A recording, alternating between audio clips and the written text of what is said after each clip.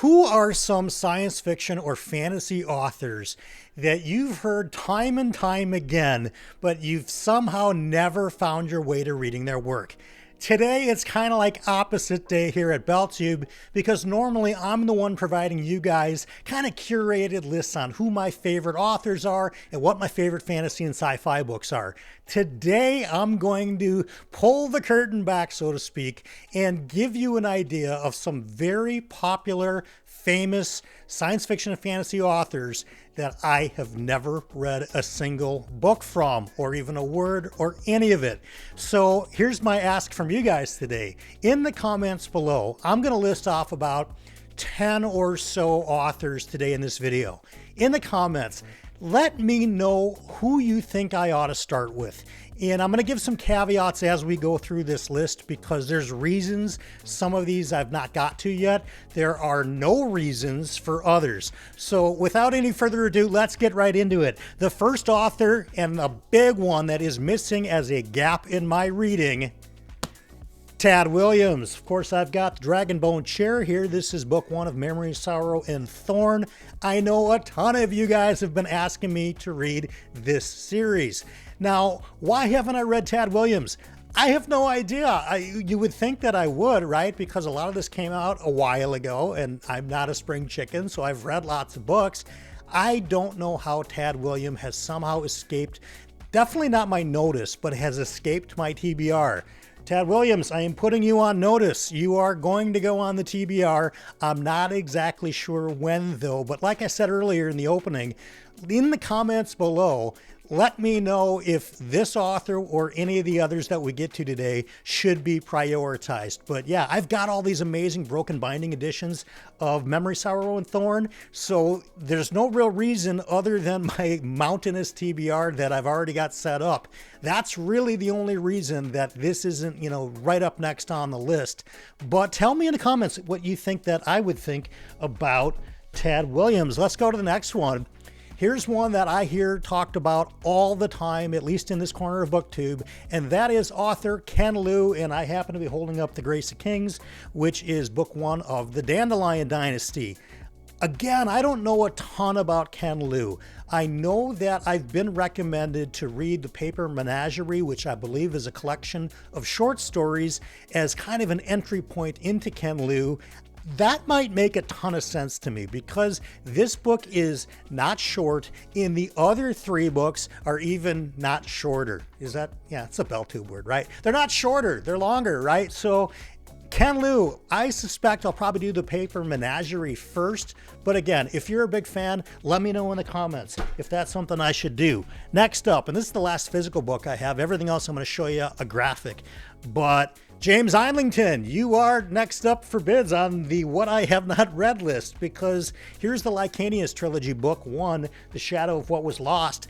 I've not read a thing by James Islington, and I know that he's got another series that's out right now that is sort of midway through the trilogy, I believe, or at least the first book's out.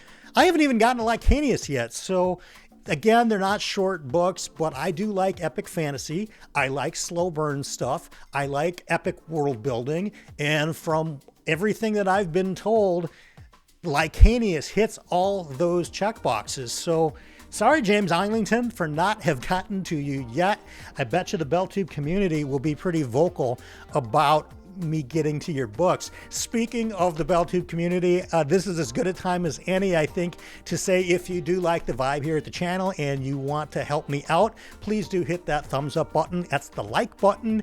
And if you'd like to spend a little bit more time together, hit the subscribe button. It is totally free and you can join in some of the polls that we do, which help direct the channel on what I'm actually going to read. So if you're not a sub yet, subscribe to the channel. I'd love to have you here. And if you really want to help out, share what these videos are to your socials. I don't know how much I've had to drink today. Nothing except for coffee, but that seems like something that I would say if I was pretty far out there on the wind. Anyway, we're going to try to do this in as much as one take today as possible because I don't have a lot of time to edit. Let's keep moving on. The next author that I've not read anything, you guys are going to be surprised about this one. I think, when I was putting this list together, there are some shockers, and here's a big one. Ursula K. Le Guin. I've read nothing. Not only did I not read any Earthsea, I haven't read any of the science fiction. Left-Handed Darkness. There's another one that's escaping my mind right now that's extremely popular, The Dispossessed. That's the one that I'm thinking of. Anyway, I'll put a graphic up here of one of them, but Ursula K. Le Guin, I have heard so much about as a person and as a creative that I'm actually very interested in reading her works. I don't know why it's not so far, but again, this is True Confessions over here at BellTube. Haven't read her yet. We got to add her to the list. All right, next up, another huge mainstream staple of classic science fiction. Now, it's not Asimov. I've read that. It's not Arthur C. Clarke. I've read all that, but it's another really big one, and it's Robert Heinlein. I cannot believe I have not read any Robert Heinlein yet. I think he is Stranger in a Strange Land, I think is one of them. The Moon is a Harsh Mistress is another one of them. I believe I'll throw that graphic right here too. But I don't know what's wrong with me. Why have I not gotten to Robert Heinlein? I love classic science fiction. So, you know, you talk about the whole concept of sci-fi, at least classic sci-fi, being more ideas driven and plot driven, and, you know, the potentialities of the human race kind of more important than the actual characters themselves. That's fine with me. I love those kind of stories. So why I've not got to Robert Heinlein, completely beyond me. Another science fiction author that comes up quite a bit on sci-fi channels, not so much on the fantasy channels, but BellTube has a real mixed viewership, right? We've got people that are into fantasy mostly, or into sci-fi mostly, or into lit RPG mostly, and then we've got a lot of us, probably most of us, that are kind of a bit of everything. And one author that you're going to hear more on the normal sci-fi channels is Iain M. Banks. Now, the Culture series is the big one that I've heard about. I think consider Phlebas, I think, is book one, maybe. I know Player of Games is in that as well. I've had people tell me over the years, Brian, if anybody's going to really like Iain M. Banks, it's probably you. So again, if you are a fan of his, let me know in the comments if Consider Phlebas is where you think I ought to start, and approximately how much time that I'm going to need to invest into Banks. Now, from what I understand, and I could be dead wrong here, I think there's standalones that are all set sort of in the same story. If that's the case, then we can absolutely slide in some Iain M. Banks relatively quickly, because I've got some very long ongoing series right now that we'll talk about at the end of the video. But yeah, Iain M. Banks, that's another one. Here's one that I am shocked I've never read anything by, because if you guys have watched much of this channel, you know how huge of an urban fantasy fan that I really am. So it is shocking to me that I've read nothing by Charles DeLint. He's huge in urban fantasy. From what I gather, he's sort of one of the founding fathers of urban fantasy. Certainly, you know, on the Mount Rushmore of people that were doing it kind of early on before it became very popular. Now, I don't remember the name of his really big series. I know there's like 30 plus books in it. I will throw a graphic right here.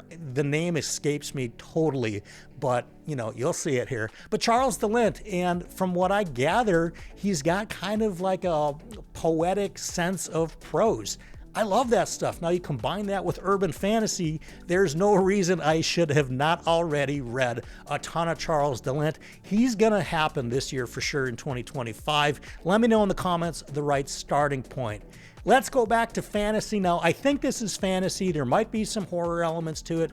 I don't know. But a very popular mainstream traditionally published author that is all over BookTube and has been for several years now is, let me look at that right. Yes, it's Jay Kristoff. Now, when I've seen his interviews before, either on Mike's channel or on some other channels, this guy seems like the kind of guy that I would hang out with in real life.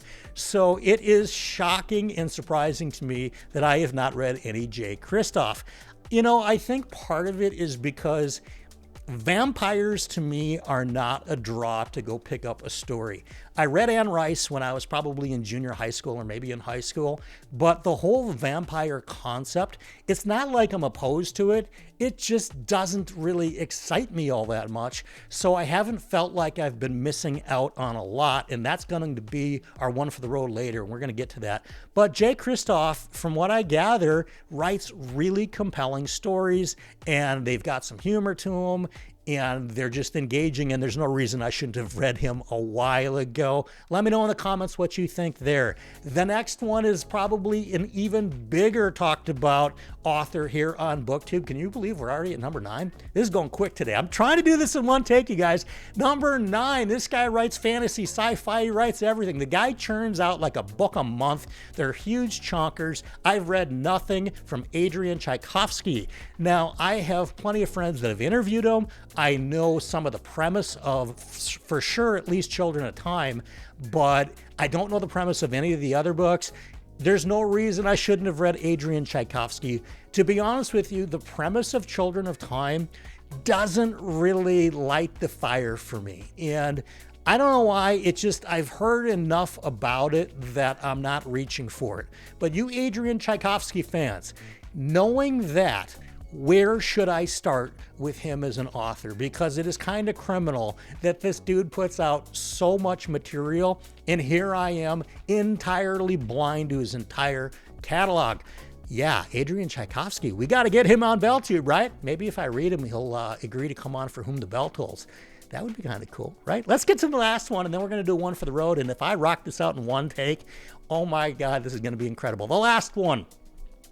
R. Scott Baker. Now, this is the second Apocalypse series. That's the big one. This is philosophical, grimdark, epic in scope fantasy that is entirely right up my alley. So why haven't I read R. Scott Baker yet?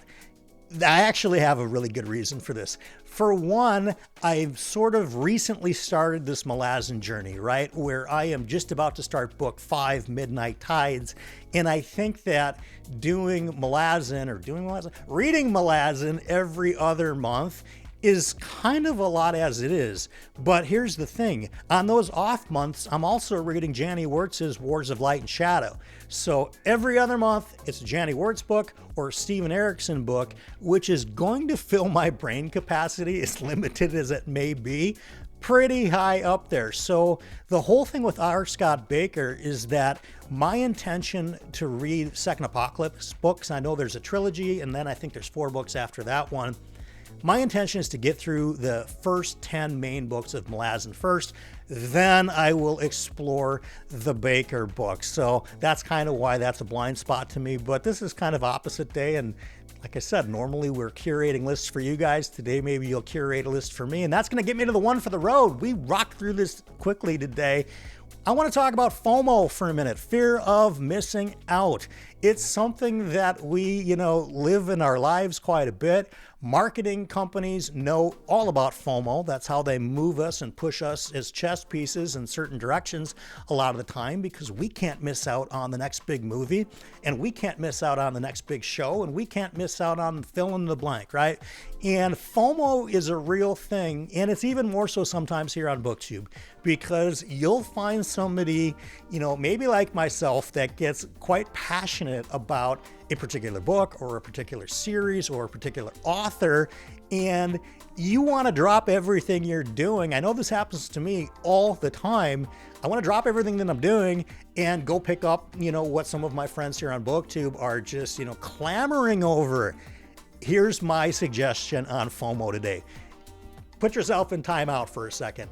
Chances are, if you're reading something right now, there's a relatively okay chance that whatever you're FOMOing, again, BellTube, we make up words here. Whatever you have this fear of missing out over, somebody else probably has a fear of missing out over what you're reading right now. And as I think about these authors that have become blind spots in my reading, and I try to figure out why, a lot of it has to do with the fact that I read huge series, right? Dresden's like 15, 16, 17 books already. Wheel of Time, 4.5 million words. The Dark Tower, Song of Ice and Fire, all of these huge series that I've read have probably kept me sort of very, I think the word is focused, if I'm being kind, on one particular author rather than experiencing and acting on the FOMO of hopping from series to series to series. So I think, as for a one for the road today, I'd be real careful about the FOMO.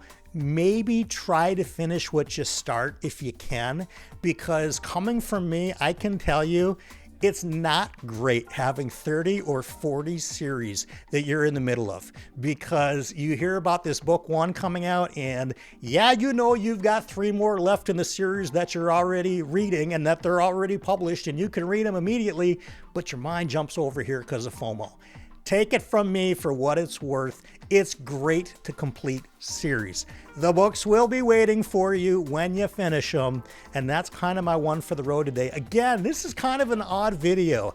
If you want to help me out and select some of these authors who's going to come up on my TBR as we move into 2025, again, throw them in the comments. Some of them are going to be relatively easy, right? Short stories, Ken Liu, that's going to be simple. Ursula K. Le Guin, I can read standalones, boom, easy. Same with Robert Heinlein. Now, we start to get into R. Scott Baker, we start to get into these chunks by James Islington or Tad Williams. Now we might be talking a little bit of a different experience, but we'll see here in the comments. I will talk to you there. This has been a crazy, weird video, but I'm having some fun. By the way, I know I'm going to get comments about this jersey. I'm not a soccer fan, but this was a really cool gift, and I know it's a German soccer team, and I happen to like the colors, so I rocked it out today. All right, you guys, stay positive, and of course, here's your fortune.